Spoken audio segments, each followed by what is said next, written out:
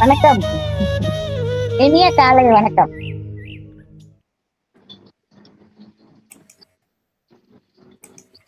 Good morning வைகரை. வணக்கம் வணக்கம். அன்பான வேண்டுகோள், பின்னூட்டம் வழங்கும் அனைவரும் கேமரா ஆன் செய்து 2 நிமிடத்திற்குள் சுருக்கமாகவும் தெளிவாகவும் தங்கள் கருத்துக்களை பகிருமாறு அன்போடு வேண்டுகிறோம். இந்த நிகழ்ச்சி யூடியூபில் பதிவேற்றம் செய்யப்பட்ட பிறகு அது நீண்ட காலம் அனைவரும் பார்க்கக்கூடிய நிரந்தர பதிவாக இருக்கும். எனவே இதை மனதில் கொண்டு உங்கள் கருத்துக்களை சுருக்கமாகவும் தரமாகவும் பகிரவும். இன்று நீங்கள் பேசும் வார்த்தைகள் நாளை பலருக்கு வழிகாட்டியாக அமையலாம். இன்றைய அறிமுக நிகழ்வுக்குள் போகிறோம். Good morning winners. The greatest victory is not over others, it is over ourselves. அன்பும் அறிவும் நிறைந்த வைகரை சங்கமத்தின் அன்பு உறவுகளே, அனைவருக்கும் இனிய காலை வணக்கம். மனிதன் தவறு செய்யலாம், ஆனால் மனம் திருந்தினால் அந்த தவறே வாழ்க்கையின் மிகப்பெரிய ஆசிரியராக மாறிவிடும். ஒவ்வொரு நாளும் நாம் அறிவை வளர்க்கும் வைகரை சங்கமத்தின் 18வது நாள் அறிவு பகிர்வு நிகழ்விற்கு உங்களை அன்புடன் வரவேற்கிறேன். இன்றைய தலைப்பு பிராயசித்தம். தவறை மறைப்பதா பெரியது அல்லது தவறை ஒப்புக்கொண்டு திருந்துவதா பெரியது? இந்த கேள்விகளை ஆழமான பதிலை நமக்கு வழங்க வருகை தந்துள்ள ஆளுமை திரு லட்சுமி நாராயணன் அவர்கள் கள்ளக்குறிச்சி சங்கராபுரம் என்ற மண்ணில் வேரூன்றி விவசாய குடும்பத்தில் பிறந்த முதல் பட்டதாரி, என்னால் முடியும் என்ற தன்னம்பிக்கையை வாழ்க்கையின் மந்திரமாக கொண்டு பிஎஃப்எஸ்ஐ துறையில் டீம் லீடர் முதல் சீனியர் மேனேஜர் வரை உயர்ந்த சாதனையாளர். வெஸ்டேஜ் இயக்கத்தின் மூலம் சங்கராபுரம் முதல் ஐரோப்பா வரை தனது வெற்றியின் தடத்தை பதித்தவர். ஜேசிஐ இயக்கத்தில் சாசன தலைவர், மண்டல அதிகாரி, ஜேசிஐ சர்டிஃபைடு ட்ரெய்னர் என பல பொறுப்புகளை திறம்பட வகித்துள்ளார். ஆனால் இவை அனைத்தையும் விட அவரின் மிகப்பெரிய அடையாளம் மனங்களை மாற்றும் சக்தி. அவரது வாழ்க்கை சொல்லும் ஒரு வரி, வாழ்க்கையை மாற்றுவது அதிர்ஷ்டம் அல்ல, சரியான சிந்தனையின் தீர்மானம். திருவள்ளுவர் கூறுவது போல, எற்றென்று இறங்குவ செய்யற்க செய்வானேல் மற்றென்ன செய்யாமை நன்று. குறள் 655. தவறுவது தவறில்லை, தவறிலேயே தவழ்ந்து கிடப்பதுதான் தவறு. இன்றைய தலைப்பு பிராயசித்தம்.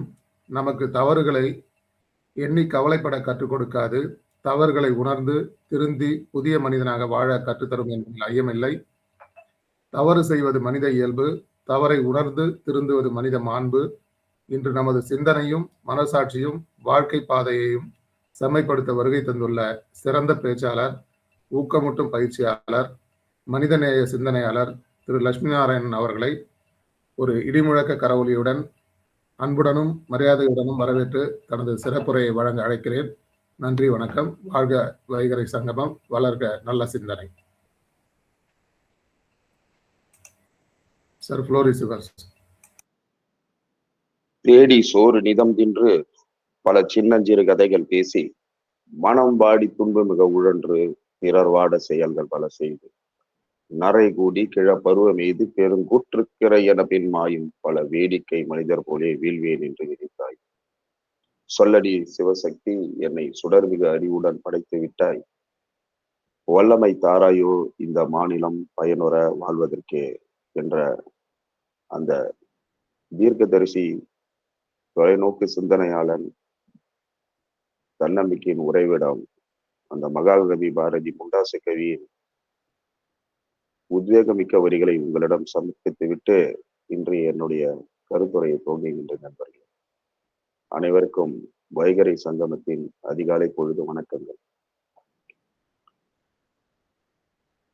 இன்றைய என்னுடைய அறிமுகத்தை மிக சிறப்பாக செய்து வைத்த அன்பிற்கினிய நண்பர் அருணகிரி அவர்களுக்கு வணக்கங்களும் வாழ்த்துக்களும் பாராட்டுகளும்.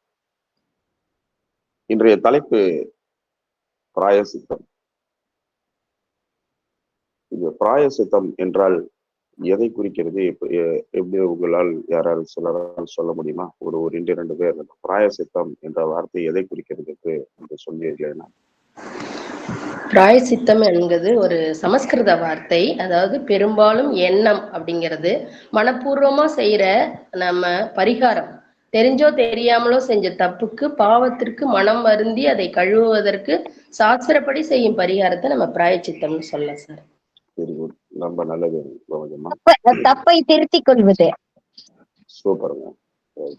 வேற யாராவது ஒன்று சார் கைமாறா உதவி பண்ற மாதிரி, ஐ மீன் ஒருத்தங்க ஹெல்ப் பண்ணாங்கன்னா அதுக்கு பிராய்ச்சித்தமா நம்ம ஏதாவது பண்றதா அப்படி. சூப்பர் சூப்பர், ரொம்ப மிக்க நன்றி சோதனி அவர்களே. நல்ல அவங்கவுங்க அவங்களுடைய எண்ணம் என்ன, அந்த பிராயசித்தம் என்ற வார்த்தைக்கு அர்த்தம் கொடுக்க முடியுமா அதெல்லாம் கொடுத்திருக்கிறீர்கள். அனைத்துமே ஏற்புடையதுதான், எதுவும் புறம் சொல்ல வேண்டிய அவசியம் இல்லை. பிராயசித்தம் என்ற இந்த தலைப்பு ஆக்சுவலா ஒரு சிறுகதை போன்ற போன மாதம் நான் படித்தேன். அது சிறுகதை, கட்டுரை, இப்படி வேண்டாமல் எடுத்துக்கொள்ளலாம். இந்து தமிழ் திசையில் வந்தது அது. அதை படித்தவுடன் எனக்கு தோன்றிய அந்த சம்பவத்தை மனதில் வைத்திருந்தேன். அதன் கருவாக்கம் தான் இன்றைய கருத்துரை. இப்பொழுது நான் ஒரு சிறுகதை அல்லது கட்டுரை என்று சொல்லக்கூடிய அந்த வாசகத்தை வாசிக்க இருக்கிறேன். நான் இந்த நேத்தே உங்களுக்கு அழைப்பு விடுத்த போது சொல்லியிருந்தேன், நிகழ்ச்சியின் இடையில சேர்ந்தேன் என்று சொன்னால் இந்த பிராயசித்தம் என்ற தலைப்பிற்காக நான் கொடுக்க வேண்டிய விஷயம் என்னவென்று உங்களுக்கு புரியாது. அதன் காரணமாக நீங்கள் துவக்கத்திலிருந்து இருக்க வேண்டும் என்ற வேண்டுகோளை விடுத்ததன் காரணமாகத்தான் காலதாமதமாக வராமல் நேரடியாக இந்த நிகழ்ச்சிக்கு விரைந்து வந்திருக்கிறீர்கள். உங்கள் அனைவருக்கும் என் முதற்கண் வணக்கத்தை மீண்டும் தெரிவித்துக் கொண்டு, இப்பொழுது நான் ஒரு கதை என்கிற சொல்லக்கூடிய கட்டுரை வடிவிலும் கதை வடிவிலும் இருக்கக்கூடிய விஷயத்தை வாசிக்க போகிறேன். மிக நுட்பமாக கவனிக்கும். இந்த கதை தான் என்னுடைய கருத்துரை ஆக்கத்திற்கு முக்கியமான ஒரு அடிப்படை. அப்போதுதான் உங்களுக்கு புரியும்.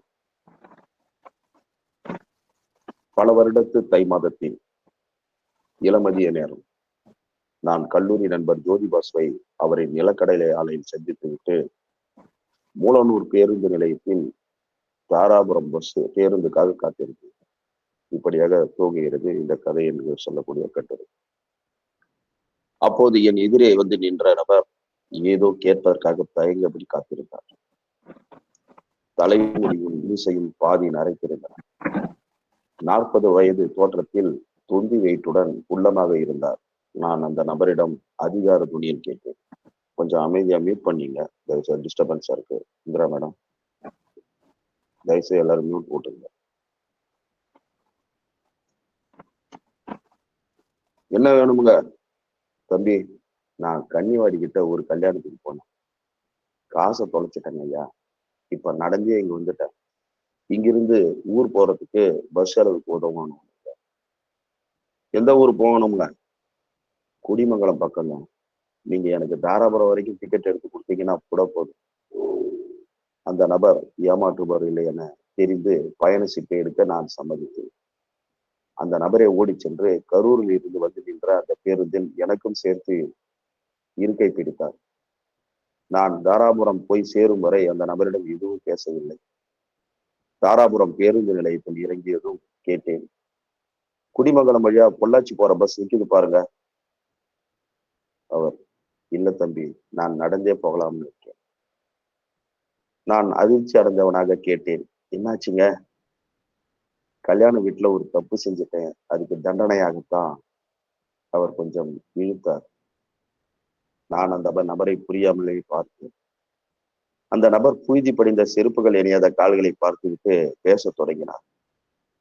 அவர் கல்யாண வீட்டுக்குள் நுழையும் போதே மணமேடையில் மணமகன் மணமகளுக்கு தாலி கட்டி கொண்டிருந்தார். மங்கள வாழ்த்து ஒலித்தது. மணமேடைக்கு முன்புறம் கிடந்த இரும்பு நாற்காலிகளின் பின்வரிசையில் அவர் அமர்ந்து கொண்டார். அது மணப்பெண்ணுடைய வீடு. அவர் மாப்பிள்ளை வகையில் தூரத்து சொந்தம். ஊரிலிருந்து புறப்படும் போதே அந்த நபரின் மனைவி 50 ரூபாய் கொடுத்து அனுப்பினார். போய் வர பேருந்து சாப்பிட்டு விட்டு வாழை மரங்கள் கட்டியிருந்த கல்யாண வீட்டின் முன்புறத்துக்கு வந்திருந்தார். உள் நுழையும் போதே செருப்புகளை கழற்றியிருந்த இடத்தில் அவை காணாமல் போயிருந்தன. ஆம், நேற்றுதான் பொள்ளாச்சியில் இருந்து 50 ரூபாய்க்கு மனைவி வாங்கி வந்து கொடுத்திருந்த புது செருப்பு அது. அவை காணாமல் போயிருந்தாலும் கூட வேறு செருப்புகளை போட்டுக்கொண்டு போய்விடலாம் என்றாலும் கூட மனம் ஒப்பவில்லை. வெறுங்காலில் நடந்து பேருந்து நிறுத்தத்துக்கு வந்தார். அங்கே அந்த வயோதிக பெண்மணி அழுது கொண்டு அமர்ந்திருந்தார். ஏனென்றால் அங்கு நடந்திருந்த கலாட்டாவில் அவர் மனம் நின்று போய் அங்கிருந்து நடந்து வந்து பஸ் நிலையத்தில் உட்கார்ந்திருந்தார். இவருக்கு குற்ற உணர்வு உறுத்தியது. சட்டை உள் பாக்கெட்டில் இருந்த 50 ரூபாயோடு ஏற்கனவே வைத்திருந்த பணத்தையும் எடுத்து அந்த பெண்மணியிடம் கொடுத்தார். அப்படியே தார் சாலையில் மூலனூரை நோக்கி நடக்க தொடங்கினார். நான் அவருக்கு தேநீர் வாங்கி கொடுத்தேன். இது சொல்றது அந்த கட்டுரையாளர் எழுத்தாளர் சொல்றார், ஸ்ரீராம் சொல்றார். நான் அவருக்கு தேநீர் வாங்கி கொடுத்தேன். குடிமங்கலம் செல்லும் பேருந்துக்கான பணத்தையும் நீட்டினேன். அவரை பணத்தை வாங்காமல் பேசினார். சாரு, இந்த 50 ரூபா பணத்தை ஆட்டை போட்டார்ல, அவரு டீ வாங்கி கொடுத்தாரு, பணத்தையும் நீட்டினாரு. ஆனா அவர் வாங்க மறுத்தார். அவர் பேச துவங்கினார்.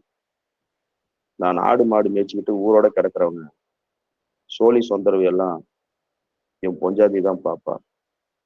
இன்னைக்குன்னு பார்த்து ஏனும் அவன் என்ன கல்யாணத்துக்கு அனுப்பினான்.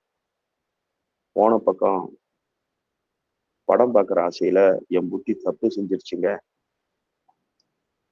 தப்புக்கான பிரதிபலனையும் அனுபவிச்சிட்டீங்களே. இதை அந்த எழுத்தாளர் சொல்கிறார்.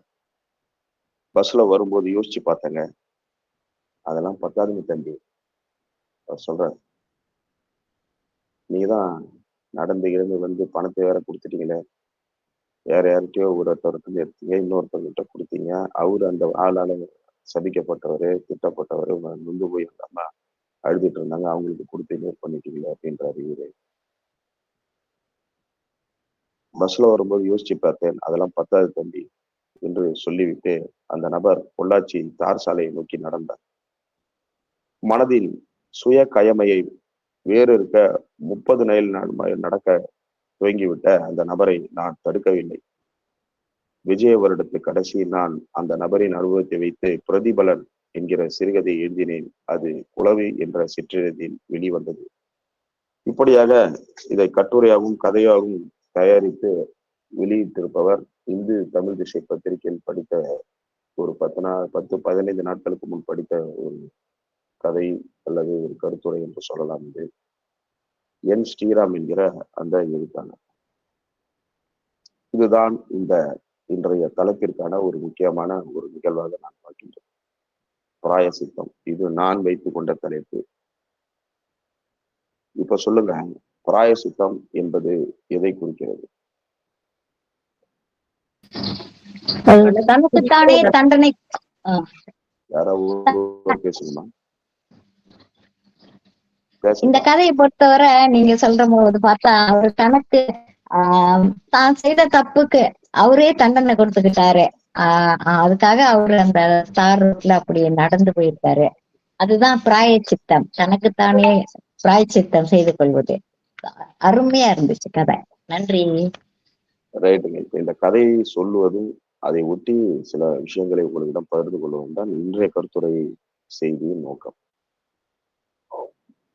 பிராயசித்தம் செய்து விட்டதாக நீங்கள் அவரை நம்புவீர்கள். ஆனால் அவர் மனம் ஒப்பவில்லை.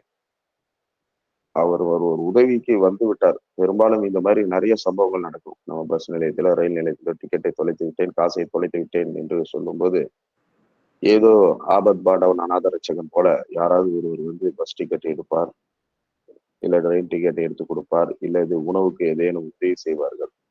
பல பேர் நம்புவதே இல்லை. இந்த காலத்தில் இதை ஒரு பொழைப்பாக ஆக்கி விட்டார்கள் என்ற நோக்கத்தில் நிறைய பேர் அதை விரும்புவதில்லை. இருந்தாலும் சில நல்ல மனிதர்கள் அதை செய்ய துணியும் போது அதை தவறாக பயன்படுத்திக் கொள்பவர்களும் இருக்கிறார்கள். அதை நல்ல விதத்தில் பயன்படுத்திக் கொள்பவர்களும் இருக்கிறார்கள். ஓகேங்களா? இப்ப இந்த பிராயசித்தம் என்கிற தலைப்புக்கு நான் வருவதற்கு முக்கிய காரணம் என்னவென்று சொன்னால், எதுவுமே ஒரு பிரச்சனையில் தான் தோங்குகிறது. அதை நீங்கள் எப்பொழுதும் மறந்து விடவே கூடாது. ஏதோ ஒரு விஷயத்தை, ஒரு தவறான ஒரு செய்தியை நாம் செய்து முடித்து விட்ட பிறகு அது நம்மை பிரச்சனையை வெளிப்படுத்துவதற்கு ஒரு விஷயமாக முடிந்து விடுகிறது. ஆன்மாவின் அலாரம். பிராயசித்தம் என்பது ஆன்மாவின் அலாரம். குற்ற உணர்வு என்பது மனித ஆன்மாவில் அடிக்கும் எச்சரிக்கை அலாரம். அந்த அலாரத்தை நிறுத்துவதற்கான ஒரே செயல் பிராயசித்தம் மட்டுமே. உண்மையான மாற்றம் என்ன? பிராயசித்தம் என்பது வெறும் மன்னிப்பு கேட்பதில் முடிந்து விடுதலை. செய்த தவறை மீண்டும் செய்யாமல் இருப்பதில் தான் அது தொடங்குகிறது. சுய விசாரணை செய்து கொள்வது என்ன? ஒருவர் தனக்குத்தானே கொடுத்துக் கொள்ளும் மிகப்பெரிய தண்டனையும் மிகப்பெரிய பிராயசித்தம் பிராயசித்தம் என்பதாகும். கண்ணீரின் வலிமை என்ன? 1000 பொய்களை சொல்லி தப்பிப்பதை விட உண்மை ஒப்புக்கொண்டு சிந்துகிற ஒரு துளி கண்ணீருக்கு பிராயசித்தத்தின் வலிமை அதிகம். இப்படியாகத்தான் நான் பிராயசித்தத்தை வெளிப்படுத்த விரும்புகின்றேன். பேரரசர் அசோகரின் மனமாற்றம். கலிங்க போரில் ஏற்பட்ட மாபெரும் உயிர் சேதங்களும் அந்த வெள்ளமும் இரத்த வெள்ளமும் தான் மாமன்னர் அசோகரை நிலைகுலைய செய்தன. வெற்றி பெற்றோம் என்ற கர்வத்தை விட இத்தனை உயிர்களை பலிவாங்கி விட்டோம் என்ற குற்ற உணர்வு அவரை வாட்டியது. அதற்கான பிராயசித்தமாக போர்கள் எல்லாம் செய்வதில்லை என்பதனை கைவிட்டு அகிம்சை வழியை தழுவி தன் வாழ்நாள் முழுவதை தர்மத்தை நிறைவேற்றுவதற்காக தன்னை அர்ப்பணித்துக் கொண்டார். அதனால்தான் இன்றும் நாம் அசோகரை படிக்கும் போது அவர் வெட்டி சாய்த்த தலைகளை விட அவர் நட்டு வைத்த மரங்களை குறித்தும் அவர் கட்டி வைத்த சத்திரங்களின் சாவடிகளையும் அவர் உணவு படைத்த அந்த நற்செயல்களை மட்டுமே நான் படித்துக் கொண்டிருக்கோம். அதுவே அசோகரை பற்றியும் அசோகரின் தூபி அந்த தர்ம சக்கரத்தையும் குறித்து நமக்கான நல்ல எண்ணங்களாக விரிவுபடுத்திக் கொண்டிருக்கின்றன. உலகை மாற்றிய பிராயசித்தங்கள் வரிசையில் இதை நான் எடுத்துக்கொள்வேன். மற்றொன்று ஐரோப்பாவில் நடந்தது. அதாவது மரண வியாபாரியின் பிராயசித்தம். யார் இந்த மரண வியாபாரி? Alfred Nobel. டைனமிக் என்ற வெடிப்பொருளை கண்டுபிடித்தவர் ஆல்ஃபிரட் நோபல் என்று நாம் அனைவரும் படித்திருப்போம், தெரிந்து கொண்டிருப்போம், அதை பற்றி பேசியிருப்போம். ஒரு முறை ஒரு செய்தித்தாள் நிறுவனம் தவறுதலாக அவர் இறந்து விட்டதாக நினைத்து மரண வியாபாரி இறந்து விட்டார், the merchant of death is dead அப்படின்னு ஒரு தலைப்பு செய்தி போட்டு நியூஸ் போட்டாங்க. நியூஸ் பேப்பர் அவர் கைக்கு போது படிக்கிறார். அந்த தன்னுடைய மரணத்திற்கு பிறகு உலகம் எப்படிதான் தன்னை நினைவு கூறும் என்பதை அந்த வரிகள் அவருக்கு உணர்த்துகின்றன. இப்படியாக தன்னை உணர வேண்டுமா? கோடி கோடியாக குவித்து வைத்திருக்கும் பணம் ஒரு பக்கம், நம்மை கேவலமாக பேசுவதற்கு துணியும் மக்களின் மனம், இவற்றை எல்லாம் சற்றே உணர்ந்து பார்த்த அவர் குற்ற உணர்ச்சிக்கு ஆளானார். மனம் குமுறினார். அந்த ஒற்றை வரி, அந்த செய்தித்தாளின் மரண வியாபாரி மரணம் என்ற அந்த செய்தி மிகப்பெரிய தாக்கத்தை அவருக்குள் ஏற்படுத்தியது. அதற்கான பிராயசித்தமாக தனது சொத்துக்கள் முழுவதையும் கொண்டு அமைதி, இலக்கியம், அறிவியல் போன்ற துறைகளில் சிறந்து விளங்குவதற்கு உலக புகழ்பெற்ற நோபல் பரிசுகளை உருவாக்கி தந்தார். இன்றும் நோபல் பரிசு இந்த மாதிரி நல்ல விஷயங்களுக்காக வழங்கப்பட்டு கொண்டிருப்பதை தாங்கள் அறிவீர்கள் என்பதை நான் உணர்கின்றேன். இப்படியாகத்தான் நண்பர்களே, சிலருடைய மாற்றம், சிலருடைய பிராயசித்தமானது உலகில் பல செயல்களை தந்து கொண்டிருக்கின்றது. இது உலகின் பல பிரபலங்களுக்கு மட்டும்தான் நடந்திருக்கிறதா என்று பார்த்தால், அந்த சிறுகதையில் சொன்னது போல ஏதேனும் பிராயசித்தத்தை நான் நடத்தி விடுவது என்று என்னுடைய வாழ்க்கையிலும் ஒரு சமாச்சாரம் நடந்தது. அதை இந்த நேரத்தில் உங்களிடம் பகிர்ந்து கொண்டு இந்த நிகழ்வை முடிக்க நான் தலையப்படுகின்றேன். எப்பொழுதுமே பார்த்தால் நாம் பல நேரங்களில் யாரையாவது காயப்படுத்தி விடுகிறோம். காயப்படுத்துவதற்கான சந்தர்ப்பங்கள் இயல்பாகவே அமைந்து விடுகின்றன. இல்லை சில நேரங்களில் அது திட்டமிட்டு நமக்கு அழுத்தத்தின் வரவா வெளியே வந்து வெளி உலகில் இருந்து நமக்கு உள்ளே நோக்கி வந்து கொண்டிருக்கிறோம். சில தவறுகளை பிறர் சொல்ல செய்வோம். சில தவறுகளை நம் அடிமனதில் இருக்கும் சாத்தான் சொல்ல நாம் செய்து முடிப்போம். இவையெல்லாம் தான் பல நேரங்களில் நம்மை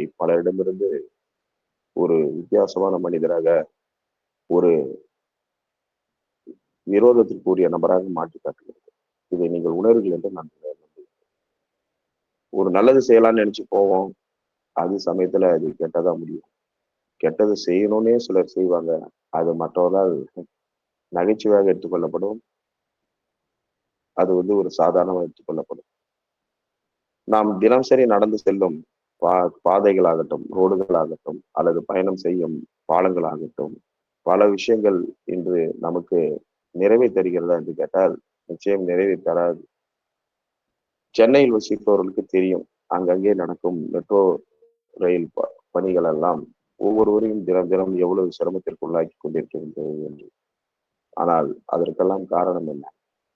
நமக்கே உள்ள, நம் நாட்டுக்கே உள்ள ரெட் டேப் சிஸ்டம் என்று சொல்லக்கூடிய மிக இழிவையான விஷயங்கள் தான். ஆம், மிக இழிவையான விஷயங்கள் ஒரு விஷயத்தை செய்ய விடாமல் தடுத்துக் கொண்டிருக்கிறது. பல நேரங்களில் சீனாவை நாம் புறந்தள்ளிவிட்டு மேலே வந்து விடுவோம் என்று சொன்னாலும் கூட சீனா நாடு இன்னும் வேக வேகமாக அவர்கள் முன்னேற்றத்தை கற்றுக் கொண்டிருக்கிறார். ஒரு பாலத்தை கட்டமைப்பதோ, ஒரு ரயில் நிலையத்தை உருவாக்குவதோ, எதுவாக இருந்தாலும் போர்க்கால அடிப்படையில் எதை பற்றியும் கவலைப்படாமல் செய்து முடிக்கக்கூடிய மனத்திற்பம் அவர்களுக்கு மட்டும்தான் உள்ளது. நமக்கு மிகவும் சுலபமாக இழுவையை செய்வதில் நம்மளுடைய அரசாங்கமும் சரி, அரசு அதிகாரிகளும் சரி, கான்ட்ராக்டர்களும் சரி மிக இழுவையாக செய்வதனால்தான் பல நேரங்களில் மக்கள் துன்பத்தில் ஆழ்ந்து போய் விடுகிறார்கள். சிலர் பல நேரங்களில் உயிர் சேதம் ஏற்படுகிறது. இருந்தாலும் கூட எதுவும் சாத்தியம் என்ற இன்றைய நாளில் அது சாத்தியமற்றதாக மாற்றும் செயலை செய்வது அரசாங்கமும் அரசு அதிகாரிகளும் ஒரு சில கான்ட்ராக்டர்கள் போன்றவர்கள். இவர்களெல்லாம் பிராயசித்தம் செய்ய வேண்டும் என்று சொன்னால் தினம் எவ்வளவு பிராயசித்தங்களை செய்ய வேண்டும். ஆனால் மிக சுலபமாக கடந்து விடுவார்கள். பிராயசித்தம் செய்வது யாருக்கு சுலபம் என்று சொன்னால் ஒரு தனிநபருக்கு தான் சொந்தமாக இருக்க முடியும். ஆம், அவன்தான் பெரும்பாலும் குற்ற உணர்வுகளில் தவிப்பவனாக இருக்கின்றான். ஒரு அரசோ, ஒரு இயக்கமோ, ஒரு அமைப்போ குற்ற உணர்வை அவ்வளவு சுலபமாக ஏற்றுக்கொள்ளாது. அதை பற்றி கவலையும் படாது. காரணம் என்னவென்று சொன்னால் அவர்கள் ஒருவர் மேல் ஒருவர் பழியை போட்டு தப்பித்து விடுவார்கள். குற்ற உணர்வுகளில் அவர்களால் ஆட்பட முடியாது. ஆனால் ஒரு தனிநபன் செய்த குற்றங்களுக்கு கண்டிப்பாக அவன் அதற்கு பதில் சொல்ல வேண்டிய கட்டாயப்படுத்தப்படுகிறான். அவன் மனசாட்சி அவனுடன் பேசுகிறது. அந்த வகையில் குற்ற உணர்வு பிராயசித்தமாக மாறும்போது அங்கு ஒரு நல்ல விளைவுகள் ஏற்படுகிறது என்று சொன்னால் அதுதான் ஒரு முக்கியமான செய்தி. என் சிறு வயதில் 8 வயது இருக்கும். அந்த 8 வயதில் நான் 4ஆம் வகுப்பு படித்துக் கொண்டிருந்த காலகட்டம் அது. என் எதிர் வீட்டுக்கு ஒரு சிறுமி குடி வந்தாள். அப்பொழுதுதான் சற்று நாட்கள் முன்பு அவள் தாயை இழந்திருந்தார். ஆம், அவங்கள் தாய் ஒரு நோய்வாய்ப்பட்டு இறந்து போயிருந்தார். அவள் தன் தங்கையுடனும் அவள் தன் பிரசவத்தில் இறந்து போயிருந்த தன் தம்பியுடனும் பாட்டி தாத்தாவுடனும் அப்பாவுடனும் அந்த வீட்டுக்கு குடி வந்திருந்தார். அவருடைய பொழுதுபோக்கு தினமும் வீட்டு திண்ணையில் உட்கார்ந்து போகிறவர்களை வேடிக்கை பார்ப்பதும், அங்கு ஏதேனும் பொம்மைகளை வைத்து விளையாடி கொண்டிருப்பது அந்த பெண்ணின் விளையாட்டு. அவளுக்கு வயது சற்று 5 இருக்கும், 4.5 வயது. தினமும் எங்கள் வீட்டில் தின்பண்டங்கள் கொடுப்பார்கள். நான் வாங்கி வைத்துக் கொண்டு திண்ணையில் அமர்ந்து எங்கள் வீட்டு திண்ணையில் அமர்ந்து கொண்டு நான் சாப்பிட்டுக் கொண்டிருப்பேன். அந்த சிறு வயதில் ஏன் அந்த புத்தி எனக்கு வந்தது என்று தெரியவில்லை. அந்த பெண் எனக்கு வேண்டும் என்று கை நீட்டி கேட்பாள். நான் அதை கொடுக்காமல் நான் அவளை பழித்து காட்டிவிட்டு நான் சாப்பிட்டு விடுவேன். இது ஒரு நாள் அல்ல, 2 நாள் அல்ல, பல நாட்கள் நடந்தது. அப்பொழுதெல்லாம் எனக்கு அதற்கான குற்ற உணர்வு என்னவென்றே தெரியவில்லை. அந்த வீட்டை காலி செய்து சிறிது நாட்களுக்கு பிறகு அவர்கள் அந்த வீட்டையும் காலி செய்துவிட்டு அவங்க அப்பாவுக்கு 2வது திருமணம் நடந்தது. அதனால் வேறு வீடு பார்த்து கொண்டு அவர்கள் வேறு பக்கம் போய்விட்டார்கள். இருந்தாலும் கூட இன்றும் அந்த பரணி என்ற சிறுமியை நான் காண விழைகிறேன். அவள் எங்கே இருக்கிறாள் என்று எனக்கு தெரியாது. இருந்தாலும் என் மனம் ஊமையாக அவளிடம் மன்னிப்பு கேட்டுக்கொண்டே இருக்கிறது. என்னுடைய 7வது படிக்கும்போது நான் நூல் நிலையத்தில் உறுப்பினராக சேர்ந்தேன். அது ஏற்கனவே ஒரு நிகழ்ச்சியும் கூட உங்களிடம் தெரிவித்திருக்கிறேன். அதில் நிறைய சிறுவர் கதை புத்தகங்கள் எடுத்து படிக்கும்போது ஊருக்கு புத்தகம் என்னை ஒரு புத்தகம் என்று சொல்ல முடியாது. பல புத்தகங்கள் அடுத்தவர்களை பழித்து காட்டியோ, அடுத்தவர்களை அவமானப்படுத்தியோ, அடுத்தவர்களை கேலி கிண்டல் செய்தோ வாழக்கூடாது என்பதனை எனக்கு உணர்த்த தலைப்பட்டதன் விளைவாக நான் பரணியை மனதுக்குள் இணைத்துக் கொண்டிருந்த அந்த சூழலில் அந்த பெண்ணுக்கு நான் நெருப்பேற்றியதும் பழித்து காட்டியதும் அவளை பார்க்க வைத்து சாப்பிட்டதும் உணரும் குற்ற உணரும் என்னை தலை தூக்கி என்னை நிம்மதி இல்லாமல் செய்தது. அதன் விளைவாக அதை கடந்து போக நான் தலைப்பட்டதன் விளைவாக தான் வாய்ப்பு கிடைக்கும் போதெல்லாம் அன்றிலிருந்து தொடங்கி இன்று வரை பிறருக்கு உணவு படைப்பதை நான் ஒரு பழக்கமாகவே மாற்றிக்கொண்டிருக்கிறேன். என்னுடன் நெருங்கி பழகும் நண்பருக்கு நன்கு தெரியும். அவர்களுக்கு விருந்தோம்பல் செய்வதிலோ உணவு படைப்பதிலோ நான் இப்பொழுதும் கணக்கு பார்ப்பதே இல்லை. அதை நான் மனமோந்து செய்து கொண்டிருக்கிறேன். இந்த அளவு என்னிடத்தில் போதுமான பணம் இருக்கிற வரைக்கும் நான் அதை செய்து கொண்டே தான் இருக்கின்றேன். பணம் இல்லாத இருந்தாலும் கூட நான் பல நாட்களில் வேண்டுமென்றே பட்டினி கிடப்பேன். என் பாக்கெட்டில் பணம் நிறைந்திருந்தால் கூட பல நாட்களில் அந்த பரணிக்கு செய்த வெறுப்பேற்றலுக்கு பிராயசித்தமாக நான் பல நாட்கள் பட்டினி கிடந்திருக்கின்றேன். ஏன் கையில் தான் காசு இருக்கிறது, சாப்பிட்டு வரலாம் என்று என் தாயார் கேட்டபோது கூட நான் சிரித்து கொண்டு நான் நழுவிட்டேன். காரணம், பரணியை பார்க்க வைத்தும் பழித்தும் சாப்பிட்ட குற்ற உணர்விலிருந்து மீள்வதற்காக வாழ்க்கை கிடைக்கும் போதெல்லாம் நான் பட்டினி கிடக்கின்றேன். பிறருக்கு சாப்பாடு வாங்கி கொடுத்து விட்டு கூட நான் பட்டினி கிடந்திருக்கின்றேன். இது ஏன் இந்த தளத்தின் வாயிலாக நான் தெரிவிக்கிறேன் என்று சொன்னால், அறிவை பகிர்வது இந்த தளத்தின் நோக்கமாக இருந்தாலும் கூட நல்ல பல விஷயங்களை நாம் செய்யும் தவறுகளை அதற்கான பிராயசித்தங்களை கூட இந்த பொதுவெளியில் பகிர்ந்து கொள்ளும் போது நம் மனபாரம் குறையும். நாம் செய்த தவறுக்கு என்ன பிராயசித்தம் தேடலாம் என்பதற்கான ஒரு விடிவு கிடைக்கும் என்பதற்காக. பிராயசித்தம் என்பது வெறும் கோயிலுக்கு போய் அர்ச்சனை செய்வதிலோ அல்லது மொட்டை அடிப்பதிலோ இல்லை. நாம் செய்த தவற்றால் யாருடைய மனம் அல்லது வயிறு வாடியதோ அதற்கு நேர்மாறாக இன்னொருவரின் மனதையோ வயிற்றையோ குளிர வைப்பதுதான் உண்மையான பிராயசித்தம் என்பதை நான் உணர்கின்றேன். பரணிக்கு நான் செய்த விளையாட்டுத்தனமான தவறுக்கு அவளிடம் நேரடியாக போய் மன்னிப்பு கேட்பதற்கு வாய்ப்பில்லை. ஏனென்றால் எங்கிருக்கிறார் என்று தெரியாது. ஆனால் அவர் நன்றாக இருப்பார், கடவுள் அருளால் என்று நான் நம்புகின்றேன். எனக்கு ஆண்டவன் பல வாய்ப்புகளை தந்திருப்பதன் வாயிலாக இன்று என் முன்னால் பசியோடு வரும் ஒவ்வொரு முகத்திலும் நான் பரணியை தான் பார்க்கிறேன். அந்த சிறுமிக்காக நான் தரும் உணவு, அந்த சிறுமிக்கு நான் செய்த பிராயசித்தம் என்று கருதுகின்ற காரணத்தினால் அவளை போன்ற பலருக்கும் என்னால் முடிந்ததை செய்து கொண்டிருக்கின்றேன். இதற்கெல்லாம் காரணம் என்னவென்று சொன்னால், நான் கல்லூரி காலம் நுழையும் போது எனக்கு அரிமா சங்கம் லயன்ஸ் கிளப் என்று சொல்லக்கூடிய இன்டர்நேஷனல் அசோசியேஷன் ஆஃப் லயன்ஸ் கிளப்பில் சேருவதற்கு வாய்ப்பு கிடைத்தது. அந்த இயக்கத்தில் இளையோர் பிரிவு என்று ஒன்று உண்டு. லயன்ஸ் கிளப் என்பது மூத்தோருக்கு இணைந்து செயலாற்றக்கூடியது. அதில் இளையோருக்கான பிரிவு வந்து லியோ கிளப் என்று சொல்வார்கள். அதை எனது மதிப்பிற்குரிய லயன்ஸ் கிளப் ஆளுநர் திருப்பத்தூரை சேர்ந்த லைன் ப்ரொஃபசர் ரத்னாராயணன் சொல்லுவார். LEO என்று மேலிருந்து கீழாக இருக்கும் அந்த எழுத்துக்கள். அதற்கு சொல்லுவார், உனக்கு கிடைத்தது ஒரு ஆப்பர்ச்சுனிட்டி. ஓ என்பது ஆப்பர்ச்சுனிட்டி. அதில் நீ பெறுவது எக்ஸ்பீரியன்ஸ். ஆம், அனுபவத்தை பெறுகிறீர்கள். அந்த அனுபவத்தின் வாளாக நீங்கள் அடைவது எங்கே என்று சொன்னால் லீடர்ஷிப் என்று சொல்வார். அந்த இயக்கத்தின் கோட்பாடு என்னவென்று சொன்னால், அதை வரியாக இன்றும் நான் தூக்கத்தில் அடித்து எழுப்பி அதை சொல் என்று சொன்னாலும் சொல்லிக் கொண்டுதான் இருக்கின்றேன். நான் பல பேருக்கு வாய்ப்பு கிடைக்கும் போதெல்லாம் சொல்லுகின்றேன். தேவையுள்ளோருக்கு என் கரங்களை கொடுத்து வரவேற்று உதவுவேன் என்று உறுதியளிக்கின்றேன். எனது இதயம் பிறருக்காக இறங்கும், பணியாற்றும் என்று உறுதியளிக்கின்றேன். பிறரின் துயர ஒளியினை எனது செவிகள் கேட்கின்ற போதும் பரிதாப நிலையை எனது கண்கள் காண்கின்ற போதும், மனிதன் தனது கனவுகளை நனவுகளாக்க விரும்புகின்ற போதும் எனது அறிவு பயன்படும் என்று உறுதியளிக்கின்றேன். நான் வாழும் சமுதாயமும் மாநிலமும் நாடும் உயர்ந்து நிலை என்றும் பாடுபடுவேன் என்று நான் அந்த 18 வயதில் சொல்ல ஆரம்பித்தது அந்த இயக்கத்தின் கூட்டத்தில் மட்டுமல்ல, கூட்டத்திற்கு வெளியும் மனதால் சொல்ல துணிந்ததின் விளைவாக என்னால் முடிந்த உதவிகளையும் செயல்களையும் பராயசித்தமாக இந்த உலகத்திற்கு சக மனிதர்களுக்கு நான் செய்து கொண்டேதான் இருக்கின்றேன்.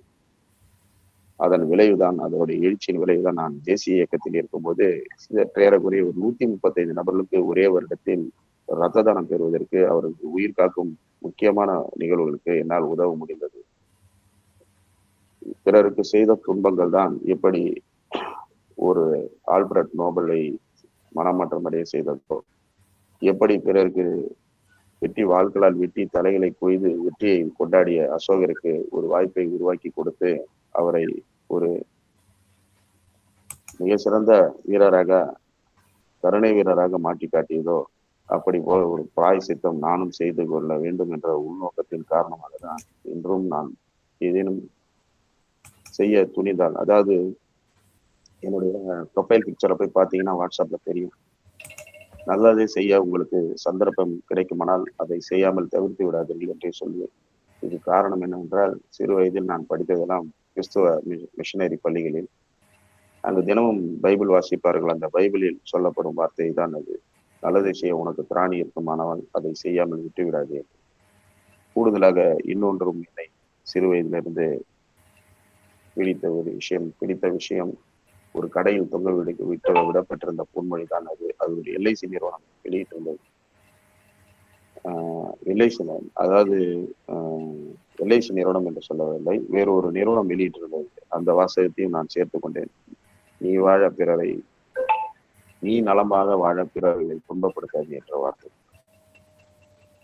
அந்த வார்த்தையை நான் இன்றும் கவனத்தில் எடுத்துக்கொண்டு எனக்கு என்ன லாபம் கிடைக்கிறது என்பதை பார்ப்பதை விட என்னால் பிறருக்கு எந்த தீங்கும் நடந்துவிடக் கூடாது என்பதில் மிக உறுதியாக இருக்கின்ற காரணத்தினால்தான் இன்றும் நான் நீ வாழ எந்த விதமான துன்பத்தையும் பிறருக்கு செய்து விடாது, நன்மை செய்யாவிட்டாலும் பரவாயில்லை, கெட்டதை செய்து விடாது என்று நான் தினமும் சங்கல்பம் செய்து கொண்டுதான் ஒவ்வொரு விஷயத்தையும் அணுகி கொண்டிருக்கின்றேன். அப்படியும் ஏதேனும் தவறுகள் நடந்துவிட்டால் கூட அதுக்கு பிராயசித்தமாக அதற்கான விஷயங்களை நான் ஈடுகட்ட முயற்சி செய்து அதிலும் வெற்றி பெற்றிருக்கின்றேன். மனபாரம் இல்லாமல் நிம்மதியாக நாம் இரவில் தூங்க வேண்டும் என்று சொன்னால், நிம்மதியான வாழ்வை நாம் கழிக்க வேண்டும் என்று சொன்னால், கண்டிப்பாக தவறுகளை செய்யாமல் இருப்பதே நல்லது.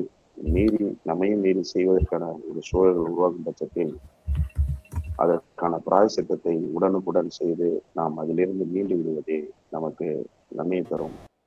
அந்த பிராயசித்தம் ஒவ்வொரு மனதிலும் உத்வேகத்துடன் செய்ய வேண்டிய ஒரு விஷயம். அதை நான் கடைபிடித்துக் கொண்டிருக்கின்றேன். இந்த தளத்தில் பயணித்துக் கொண்டிருக்க நீங்கள் எத்தனை பேர் அதற்கு செய்து செய்ய தயாராக இருக்கிறது என்கின்ற சிந்தனையை உங்களிடத்தை விடுத்து, இன்றைய பிராயசித்தம் என்ற தலைப்பிற்கு எனக்கு இத்தனை பேர் வந்திருந்து கிட்டத்தட்ட ஒரு 30 பேர் கலந்து கொண்டு இந்த என்னுடைய நிகழ்ச்சியை மிக சிறப்பாக வழங்குவதற்கு உறுதுணையாக இருக்கிறார்கள். அனைவருக்கும் இந்த வாய்ப்புக்கு நன்றி பாராட்டி விடைபெறுகிறேன். வணக்கம். நன்றி சார். தவறு செய்தவன் தோற்றவன் அல்ல, தவறை உணராதவன் தான் உண்மையிலே தோற்றவன். பாவத்தை விட பெரியது பாவ உணர்வு, அந்த உணர்வை விட உயர்ந்தது பிராயசித்தம். Mistakes makes us human, repentance makes us divine. அன்பின் வைகரை உறவுகளே, இன்றைய பிராயசித்தம் என்ற தலைப்பு ஒரு சொல் மட்டுமல்ல, அது மனித மனத்தின் மறுபிறப்பு. திரு லட்சுமி நாராயணன் அவர்கள் பல்வேறு கோணங்களில் பிராயசித்தை மிக அழகாக விளக்கினார். பிராயசித்தம் என்பது தண்டனை அல்ல, அது மனசாட்சியின் தீர்ப்பு. கடந்த மாதம் நான் படித்த ஒரு சிறுகதையில் இந்த பிராயசித்தம் என்ற வார்த்தை என் மனதில் விதையாக விழுந்தது. இன்று அந்த விதை ஐயாவின் உரையாடல் மரமாக வளர்ந்ததை உணர முடிந்தது. என் வாழ்க்கையிலும் ஒரு அனுபவம். ஒரு முறை என் கல்லூரி நண்பரின் திருமணத்திற்கு சென்றிருந்தேன். என்னிடம் இருந்த பணத்தை முழுவதுமாக இழந்துவிட்டேன்.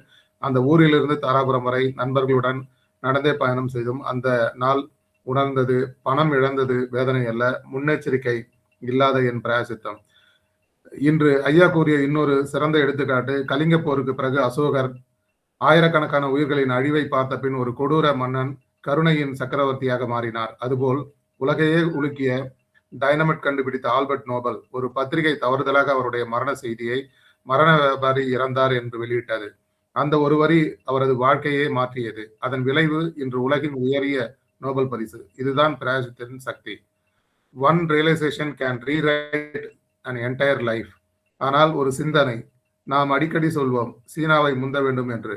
ஆனால் சீனாவின் வேகத்தை பாருங்கள். அவர்கள் ஒவ்வொரு தவறிலிருந்தும் உடனே கற்றுக்கொள்கிறார்கள். நம்முடைய ஒப்பந்தக்காரர்கள் கூட சில நேரங்களில் வேலை செய்யும் வேகத்தை பார்த்தால் ஆச்சரியமாக இருக்கும். அதனால் எனக்கு ஒரு கேள்வி. ஒரு மனிதன் பிரயாசித்தம் செய்ய முடியும், ஒரு குடும்பம் செய்ய முடியும், ஒரு நிறுவனம் செய்ய முடியும். ஆனால் ஒரு நாடே பிரயாசித்தம் செய்ய முடியுமா? அதற்கு மனமாற்றம், செயல் மாற்றம், கால மாற்றம் ஒன்றாக வர வேண்டும். பிரயாசித்தம் அக்ரனிம். பி ஃபார் பாஸ், சில நிமிடமாவது நின்று சிந்தி. ஆர் ரியலைஸ், தவறை உணரு. ஏ அக்செப்டன்ஸ், பொறுப்பை ஏற்று. ஒய் நல்ல மாற்றத்தை விரும்பு. ஏ மாற்றத்தை செயல்படுத்து. எஸ் சமுதாயத்திற்கு நன்மை செய். சி தவறை திருத்து. எச் மனதை குணப்படுத்து. ஐ இன்ஸ்பயர், பிறருக்கு முன்மாதிரியாக இரு. டி டிரான்ஸ்ஃபார்ம், வாழ்க்கையை மாற்று. டி ட்ரஸ்ட், நம்பிக்கையை மீட்டெடு. ஏ உயர்ந்த மனிதனாக மாறு, அச்சீவ். எம் மோட்டிவேஷன், மோட்டிவேட், மற்றவர்களை உயர்த்து. தவறை மறைப்பவன் குற்றவாளி, தவறை ஒப்புக்கொண்டவன் மனிதன், தவறை திருத்துபவன் மகான். பாவத்தை அழிப்பது காலம் அல்ல, மனமாற்றம்தான். பிரயாசித்தம் என்பது கடந்த காலத்தை மாற்றாது, ஆனால் எதிர்காலத்தை மறுபடியும் எழுதும். தவறு மனித இயல்பு, திருத்துதல் தெய்வ இயல்பு. விழுந்தவன் தோற்கவில்லை, எழுந்திருக்க மறுப்பவன் தான் தோற்றான். அனுபவமே சிறந்த ஆசான். நாம் ஒவ்வொருவரும் தினமும் இரவு தூங்குவதற்கு முன் ஒரு கேள்வி கேட்டுக்கொள்ள வேண்டும். இன்று நான் செய்த தவறுக்கு என்னுடைய பிரயாசித்தம் என்ன? அந்த ஒரு கேள்வியே ஒரு மனிதனை மாற்றும், ஒரு குடும்பத்தை மாற்றும், ஒரு சமூகத்தை மாற்றும், ஒரு நாட்டையே மாற்றும். பிரயாசித்தம் என்பது தண்டனையின் முடிவு அல்ல, புதிய வாழ்க்கையின் தொடக்கம். நன்றி. வைகறை சங்கமம் வளர்க, நல்ல மனங்கள் மலர்க. நாம் திருந்தினால் உலகம் திருந்தும். வணக்கம். முதல்ல ஹேண்ட் ரைஸ் பண்ணுவாங்க, உங்களுடைய பின்னூட்டத்தை தொடரலாம். அனைவருக்கும் காலை வணக்கம். ஈழடிஆர்வி திருச்சியிலிருந்து. லட்சுமி நாராயண் சார் இன்னைக்கு பேசுனது பெரிய செல்ஃப் ரியலைசேஷன். அதாவது ஒருத்தர் தான் பண்றது என்னங்கிறத புரிஞ்சுக்கிட்டு டிராவல் ஆறது இருக்கு பாருங்க, அது தெய்வத்தின் குரல் தான். நான் ஓப்பனா ஒரு ஸ்டேட்மெண்ட் சொல்றேன் அப்படின்னு சொல்லும்போது அந்த ஓப்பன் ஸ்டேட்மெண்ட் ஓப்பனா இருக்கா அப்படின்னு பார்த்தா அப்படியே கூனி குறுகி நான் பண்ணது தப்புடா அப்படின்னு நினைக்கும் போது எனக்கு பழைய ஞாபகம் வருது. எங்க அப்பா பர்ஸ்ல இருந்து நான் காசு எடுத்தது.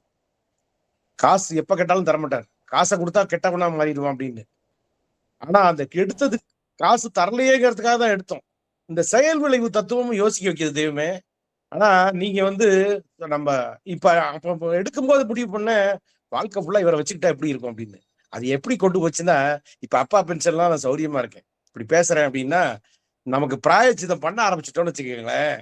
நம்ம பண்ணது தப்புன்னு கிடையாது, ஏற்கனவே நடந்த ஒரு நிகழ்வுக்கான அந்த சூழ்நிலை. அது பார்த்தா நிறைய பேருக்கு நல்ல விஷயத்த கொண்டு போய் சேர்க்குதுங்கிறத ரியலைஸ் பண்ண முடிஞ்சது தெய்வமே. இன்னைக்கு ஹேண்ட் ரைஸ் பண்ணி 5 பேருக்குள்ள உள்ள வந்துடணுங்கிறதுக்காக முதல்ல ரைஸ் பண்ணி பேசிட்டோம். ரொம்ப சந்தோஷம்.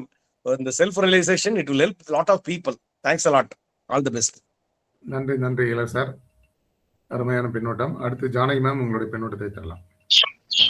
என் தமிழ் உறவுகள் அனைவருக்கும் இனிய காலை வணக்கம். ரொம்ப சிறப்பா இருந்துச்சு, அருமையா பேசினாரு. அவரோட அந்த பஸ் பயணம், அந்த பஸ் பயணத்துல காணாம 50 ரூபாய் அவர் எடுத்தாரு, அவருக்கு உடனே தண்டனை கிடைச்சிருச்சு, அவரோட செருப்பு காண போச்சு. அது ரொம்ப சிறப்பா இருந்துச்சு. அது அவருக்கே கிடைத்த தண்டனை. ரொம்ப அனைத்தும் அதை விட எல்லாத்த விட அவர் சிறப்பு பொதுவா சொன்னதை விட இவ்வளவு பேர் உள்ள ஒரு 30 பேர் உள்ள இடத்துல அவர் செஞ்ச தவிர அவர் தைரியமா சொல்லும் போது அவர் பல நாட்கள் பட்டினி கிடந்திருக்காரு. ஆனா என்னவா இருந்தாலும் அந்த பிராயச்சித்தத்தை அப்பப்போ செய்திடணும். நான் இந்த மாதிரி சொல்றேன்னு நீங்க வருத்தம் வேண்டாம். பிறகு காலம் பூராவும் அவர் வருத்தப்பட்டாலும் அவருக்கு அந்த பிராயச்சித்தம் கிடைக்கவில்லை. ஆனால் இன்று உங்கள் கவலையை நீங்கள் இத்தனை பேர் முன்பு பகிர்ந்து கொண்டதால் உங்களுக்கு அந்த பிராயச்சித்தம் கிடைத்து விட்டது என்றே மன நிறைவு கொள்ளுங்கள் நண்பரே. சிறப்பு. தூங்குறதுக்கு முதல்ல நிம்மதியா தூங்கணும், என்ன செஞ்சோன்ற நினைக்கணும்னு சொன்ன ரொம்ப அருமையாச்சு. ஒவ்வொரு வார்த்தையும் அருமை இருந்தாலும் பின்னோட்டம் கொஞ்சமா சொல்றதுனால இதோட முடித்துக்கிறேன். நன்றி, வணக்கம் ஐயா. நன்றி நன்றி ஜானகி மேம். உண்மையான வெற்றி பிறரை வெல்வதில் இல்லை, தன்னையே திருத்திக் கொள்வதில் தான் உள்ளது. ஒரு நொடியின் மனமாற்றம் ஒரு வாழ்நாளின் வரலாற்றையே மாற்றி விடுகிறது. மன்னிப்பு கேட்பது தாழ்வு அல்ல, அது உயர்ந்த மனிதனின் அடையாளமாக இருக்கிறது. அடுத்த பின்னோட்டம் ஆனந்தன் சார், உங்களுடைய பின்னோட்டத்தை தொடரலாம். வைகரி சங்கமம் அன்பர்கள் அனைவருக்கும் இனிய காலை வணக்கம்.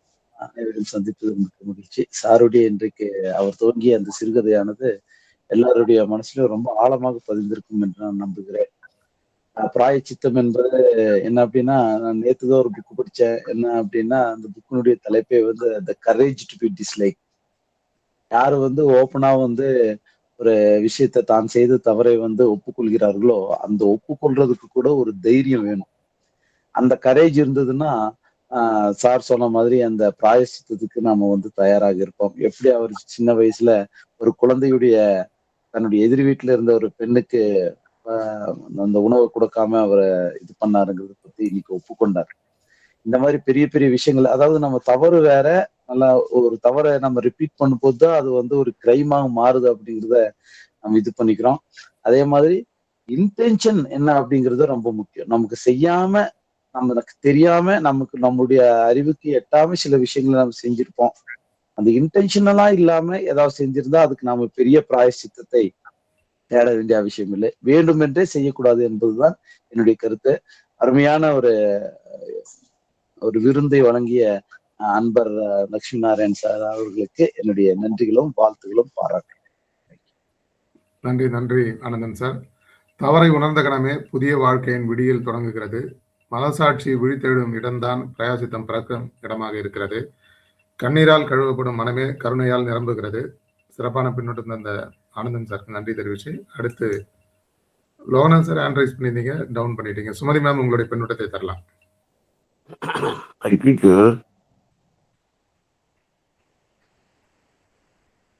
Thank you sir. சார் என்னோட 5 பேர் ஆகுதுன்னு நினைக்கிறேன். நம்ம 4 பேர். நீங்க தொடருங்க, அடுத்து Loganath sir. Okay sir, okay sir. Thank you so much sir. Sir வைகரை வணக்கங்கள் நண்பர்களே. இன்றைய நிகழ்வில் நிறைய பேர் கலந்துட்டீங்க, ரொம்ப சந்தோஷம். ஸோ நம்ம சார் பேசும்போது பார்த்தீங்கன்னா, அந்த ஒரு குழந்தைக்கு செய்த அந்த விஷயத்தை சொல்லும்போது அவருடைய குமரல் அவர் பேசுகின்ற வார்த்தையிலே தெரிஞ்சது. அப்ப நம்ம ஒரு தவறு பண்ணிட்டோம்னா அந்த தவறை நம்ம ரியலைஸ் பண்ணும்போது நம்மளோட நெகிழ வைக்கக்கூடிய அளவுக்கு நம்ம உணர்வும் சேர்ந்துதான் இருக்குன்றத நிறைய பேருக்கு புரிய வச்சிருக்காரு. நம்ம ஏதோ தப்பு பண்ணிட்டு அது ஒரு பெரிய விஷயம் இல்லை அப்படின்னு அதை கடந்து போற நிறைய நண்பர்களுக்கு இடையில அந்த தவறை உணர்ந்து அதை நெகிழ்ந்து சொல்லும் போது நம்ம கூட அந்த தப்பு எதுவும் பண்ணிட்டு இருக்கக்கூடாது, பண்ணியிருந்தா அது நம்ம மன்னிப்பு கேட்டுக்கணும், அதுக்கு ஏதாவது ஒரு பிராயச்சித்தம் பண்ணணும்ன்ற ஒரு உணர்வு தூண்டுது. ஸோ ரொம்ப அற்புதமான ஒரு இன்னைக்கு செஷனை கொடுத்த லக்ஷ்மணன் சார் அவர்களுக்கு என்னோட மனமார்ந்த நன்றி தெரிவிச்சுக்கிறேன். நன்றி. நன்றி நன்றி மேம். தவறு செய்தவன் குற்றவாளி அல்ல, தவறை நியாயப்படுத்துபவன் தான் உண்மையான குற்றவாளி. பிரயாசித்தம் என்பது பாவத்தின் முடிவல்ல, மனிதனின் புதிய தொடக்கம். வாழ்க்கையில் அனைவரும் தவறு செய்கிறார்கள், ஆனால் வரலாற்றில் இடம்பெறுபவர்கள் அந்த தவறிலிருந்து எழுந்தவர்கள் தான். ஸோ அடுத்ததா பின்னோட்டம் தர லோகநாதன் ஐயா. அனைவருக்கும் வைகரை காலை வணக்கம். இன்றைய பொழிவாளர் ஐயா அவர்கள் ரொம்ப நல்லா சொன்னார். சிறு வயசில் நம்ம தெரியாது, நல்லது கட்டு தெரியாத வயது அது. இருந்தாலும் அதையே ஒரு தப்பாக அவர் எண்ணிட்டார். நம்ம செய்தது தப்பு தான் அப்படின்ட்டு அது உணர்ந்திருக்கார் பாருங்க. நாங்கள் கூட சின்ன வயசுலலாம் அப்போல்லாம் 10 பைசா கிடைக்கும். பூந்தி, ஜாங்கரி, இந்த மிக்சரு இதெல்லாம் கடைகளில் கிடைக்கும். அதை வாங்கிட்டு கொடுப்போம். கொஞ்சமாக கிள்ளி தான் கொடுப்போம். நம்ம குழந்தைங்கிட்ட கெஞ்சி கேட்போம், கொஞ்சம் கொடுங்க, கொஞ்சம் கொடுங்க, எனக்கும் கொஞ்சம் கொடுங்க அப்படின்னு. அது ஏன்னா அந்த பழக்கத்தை, அந்த கொடுக்குற பழக்கத்தை அவங்கக்கிட்ட ஏற்படுத்தணுன்றதுக்காக தான் அந்த குழந்தைங்கிட்ட நம்ம கெஞ்சி கேட்குறது ரொம்ப அழகாக இருந்தது. அசோக சக்கரவர்த்தி பற்றி சொன்னது, பாரதியை பற்றி ஃபஸ்ட்டில் பாடினது. எனக்கு ஏன்னா பாரதின்னா ரொம்ப பிடிக்கும். பாரதியை பற்றி சொன்னது, அந்த ஆல்பர்ட்டை பற்றி சொன்னது எல்லாமே நல்லா இருந்தது. சிரித்து வாழ வேண்டும், பிற சிரிக்க வாஞ்சிடாதே, சிரித்து வாழ வேண்டும், பிற சிரிக்க வாஞ்சிடாதே, உழைத்து வாழ வேண்டும், பிறர் உழைப்பில் வாழ்ந்திடாதே, உழைத்து வாழ வேண்டும், பிறர் உழைப்பில் வாழ்ந்திடாதே. ரொம்ப நன்றி ஐயா, அனைவருக்கும் நன்றி நன்றி நன்றி ஐயா. கோடான கோடி நன்றி நன்றி. லட்சுமி நாராயண் சாருக்கு நன்றி நன்றி நன்றி. அனைவருக்கும் நன்றி ஐயா. நன்றி வாழ்த்துக்கள் நன்றி வாழ்த்துக்கள். லோகநாதன் ஐயா. மிக சிறந்த பின்னூட்டம் பாடல் வரிகளோட. பிராயசித்தம் என்பது பாவத்தை அழிப்பதற்காக அல்ல, மனிதனை உயர்த்துவதற்காக. தவறை உணர்ந்தவன் நல்லவன், தவறை திருத்தியவன் சிறந்தவன், பிறர் தவறு செய்யாமல் வாழ வழிகாட்டியவன் மகத்தானவன். அந்த வகையில சிறந்த பிராயசித்தம் பற்றின பின்னூட்டமும் செஷனும் மிக அருமையாக அமைந்தது. அடுத்து நிறைவுரைக்கு போறோம். நம்ம ஐயாவோட ஏற்புரை. மீண்டும் வைகரை சங்கமத்தின் உறவுகள் அனைவருக்கும் வணக்கங்களை கூறிக்கொண்டு, சிலர் காலதாமதம் வந்ததனாலும் சிலர் தவறுதலாக நான் சொல்ல வந்ததை புரிந்து கொண்டதையும் நான் பின்னூட்டத்தின் வாயிலாக நான் உணர்த்திருந்தேன். இந்த மாதம் ஜூன் 4ஆம் தேதி இந்து தமிழ் திசை பத்திரிகையில் வந்த பின்தொடரும் பிரதிபலன் என்கிற கட்டுரை வடிவிலான ஒரு கதை. இதை எழுதியவர் என் ஸ்ரீராம். இந்த கட்டுரை என்றும் சொல்லலாம், கதை என்றும் சொல்லலாம். ஏன்னா இதை கதையா அவர் குலவை என்ற சிற்றிதழில் வெளிவந்தது. அந்த கதையோடைய பின்தொடர்ச்சி தான் இந்த கட்டுரை பிரதிபலன். அந்த கதையோட பின்தொடர்ச்சி தான் இந்த மாதம் 4ஆம் தேதி அவர் இந்து தமிழ் திசையில் எழுதிய கட்டுரை. எதிர்பாராத விதமாக அது என் கண்ணில் பட்டது. எவ்வளவு விஷயங்கள் தினம் தினம் நம் கண்ணில் படாமே மறைந்து விட்டாலும் கூட இந்த கட்டுரையும் கதை நான் வாசிக்க நேர்ந்தது. அப்பொழுதுதான் என்னுடைய அந்த 4வது வகுப்பு படித்த அந்த சிறு வயதில் நடந்த சம்பவம் எனக்கு நினைவுபட்டது. நான் பல நேரங்களில் அந்த சுமையிலிருந்து நான் கடந்து வந்ததையும், அதற்காக நான் என்னை சுயமாக நான் வருத்தி கொண்டதையும் நினைத்து பார்த்து 2 சம்பவத்தையும் இணைத்துதான் இன்றைய கருத்துரை வழங்க வேண்டும் என்று நான் முடிவு செய்ததன் விளைவாக தான் இன்றைய பிராயசித்தம் என்கிற இந்த தலைப்புக்கான காரணம். அதை தெளிவாக மீண்டும் உங்களுக்கு பதிவு செய்து கொள்கிறேன். ஏனென்றால் இது யூடியூபில் பதிவேற்றம் செய்யப்படுவதால் மீண்டும் பார்க்கும்போது தவறுதான புரிதல்கள் வந்துவிடக் கூடாது என்பதற்காக இந்த விளக்கத்தை தருகின்றேன். இந்து தமிழ் திசையில் ஜூன் 4ஆம் தேதி 2026 வெளிவந்த இந்த கட்டுரை பின்தொடரும் பிரதிபலன் என் ஸ்ரீராம் என்கிற எழுத்தாளரின் கதை கட்டுரையை தான் நான் இன்று வாசித்து அதை ஒட்டி என்னுடைய சுய கருத்துரையும் இணைத்து இன்றைய நிகழ்ச்சியை வழங்கியிருக்கின்றேன். இந்த ஆக்கத்திற்கும் ஊக்கமாக இருந்த கலந்து கொண்ட வைகரை சங்கமத்தின் அன்பு உறவுகள் அனைவருக்கும் இந்த நேரத்தில் நான் நன்றி கூற கடமைப்பட்டிருக்கின்றேன். உங்களுடைய ஒவ்வொருவருடைய ஈடுபாடும் அதிகாலை பொழுதில் இந்த சங்கமிக்கும் உங்கள் எண்ணம் தான் இந்த தளத்தை மிக சிறப்பாக நடத்தி செல்ல எங்களை வழிகள் நடத்தி சென்று கொண்டிருக்கின்றது. முன்னோட்டத்தின் இறுதி நாளான நாளில் அன்பிற்குரிய தோழி சுமதி அவர்கள் பங்கெடுத்துக் கொள்ள இருக்கின்றார். அந்த நிகழ்வுக்கும் நீங்கள் பெருவரை கலந்து கொள்ள வேண்டும் என்ற அழைப்பையும் நான் வைத்துக் கொண்டு, வரும் ஜூலை 1 முதல் நம் தளம் சிறப்பாக தினம் தினம் மாதத்தின் ஒரு தலைப்பில் இயங்கி இருக்கிறது. அந்த நிகழ்வில் உங்கள் பெருவாரியான நட்பும் உறவுமாக கலந்து கொண்டு பெருவாரியான ஆதரவை வழங்கி தளம் மிக சிறப்பாக நடத்த உதவி செய்ய வேண்டும். ஏனென்றால் இது உங்கள் தளம் அல்ல, எங்கள் தளம், எனது தளம் அல்ல, நமது தளம் என்பதனை மனதில் நிறுத்தி வைகரை சங்கமத்தை வெற்றி பெற செய்ய வேண்டும் என்று கேட்டுக்கொண்டு இன்றைய நிகழ்விற்கு பங்கு கொண்ட அனைவருக்கும் மீண்டும் நன்றி பாராட்டி விடைபெறுகிறேன். வணக்கம். நன்றி சார். மிக சிறப்பான ஏற்புரை. காயத்தை மருந்து ஆற்றும், குற்ற உணர்வை பிரயாசித்தம் ஆற்றும். தவறை ஏற்றுக்கொள்ளும் தைரியமே உண்மையான தலைமை பண்பின் முதல் படி. அந்த வகையில் உங்களுடைய தலைமை பண்பு மிக சிறப்பு. இன்றைய இந்த இனிமையான நிகழ்வு இனிதே நிறைவு பெறுகிறது.